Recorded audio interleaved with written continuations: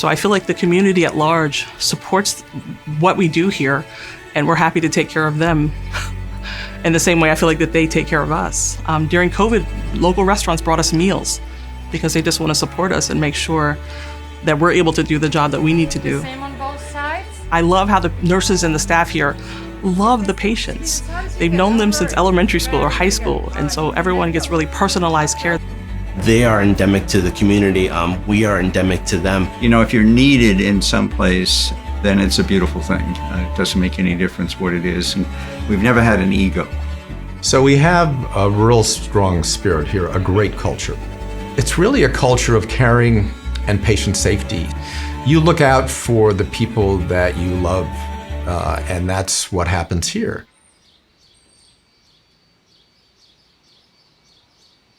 Good morning, I'm Micah Kaplan. Come on in so that I can show you a few things about this wonderful, wonderful little hospital. Since 1905, our hospital has really run on the shoulders of everybody in this community.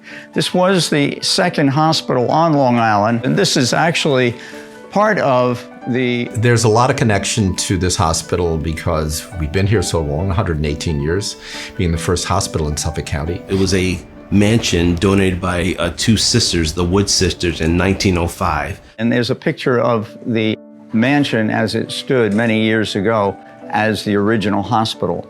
The closest surgeon to this hospital was in Mineola. This is actually the staircase going up into the mansion. Surgeons operated with very huge gloves in the 1950s. Nurses still had caps.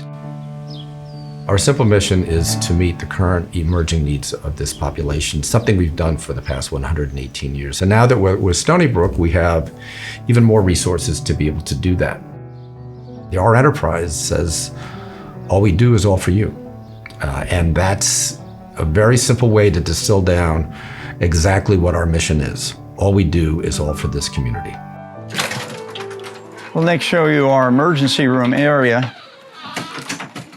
So I really do feel, and I think it's shared by most people, that the ER is an essential service to the community and to the hospital itself.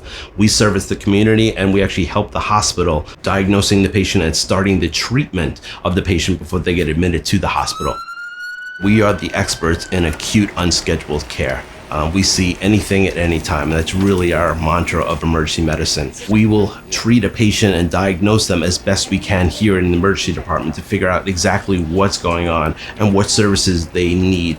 We know how to treat, stabilize, and move the patient to the next level of care. We can start that care here and then progress it on to specifically Stony Brook University. We have rigs here 24/7 that can get you there in under an hour, and a helicopter can get you there in half that time. Most proud of the fact that we're able to keep up with the technology that's needed really for acute care. We have a new radiological and fluoroscopic room, a new MRI, and other new modalities in there to keep us current with the state of the art for imaging. So we can now scan an entire body in probably less than a minute. We can scan a brain within probably 15 seconds. It takes more time to get the patient here on the table and process than it does for the machine to actually take the pictures. Go to the laboratory next. Our laboratory this year is acquiring brand new equipment. Everything like any community hospital should have, we have it. It's really a very dynamic area and one that's very critical to patient care. Not only up to date, but it's probably better than up to date at the moment. We opened a wound care clinic. Wound care is really more specific to the older population. We have like a frequent flyer account with the hospital. We are here all the time. Kids falling, my wife dislocating her shoulder, and me getting all sorts of scans from ultrasounds to PET scans to CAT scans. I had cancer and they took care of me. They bring us in, we sit down, and within minutes they take care of us. It's wonderful to walk down the hallways, see staff, know the staff, and be able to say hello, and at the same time recognize that what they're doing is a wonderful job. Everybody does care. There's an overwhelming feeling of being part of a family. We still think of ourselves as people taking care of our own neighbors. And that's a really comfortable feeling when you're a patient. You feel like you've come someplace where they're going to keep you safe. The obvious benefit of having Stony Brook East Long Island Hospital in this community is the provision of health care 24/7, 365, having that emergency room open all the time. The less obvious is the economic benefit that the hospital provides, being the largest employer in the North Fork, providing about 430 jobs, well-paying, great benefits, and also providing $25 to $30 million a year worth of economic benefit to this community. This all adds up to wanting to have a hospital in your community like this one. Certainly with our kids in the schools, we've met a lot of people who work here. A lot of people live in the community, and it's a phenomenal place to work, and it contributes to a lot of organizations, so it's huge that they're here. So over the years, many people have helped. And it's really almost a history of the North Fork. They're just average people from the community that said, hey, you know, I think I can do this, and put together a great deal of effort. I solicit people for a living. That's what I do in real estate.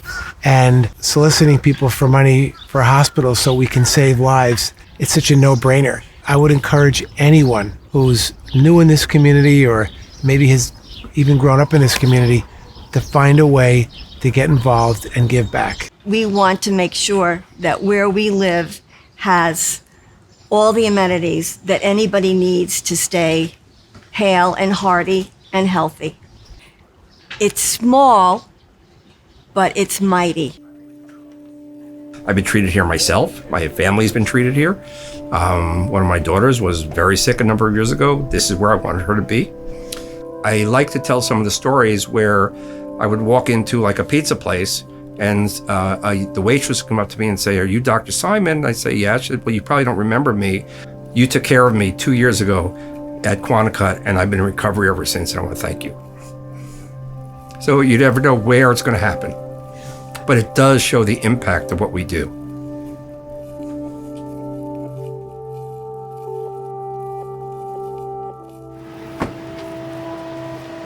These people did not stop. They just pitched in and worked harder. And when you see something like that, it's, you know, it goes beyond the call of duty.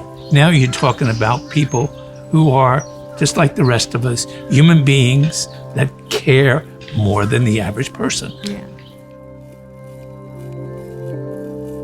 Combining the culture of caring that exists at Eastern Long Island Hospital with the resources of Long Island's only academic medical center, Stony Brook Medicine.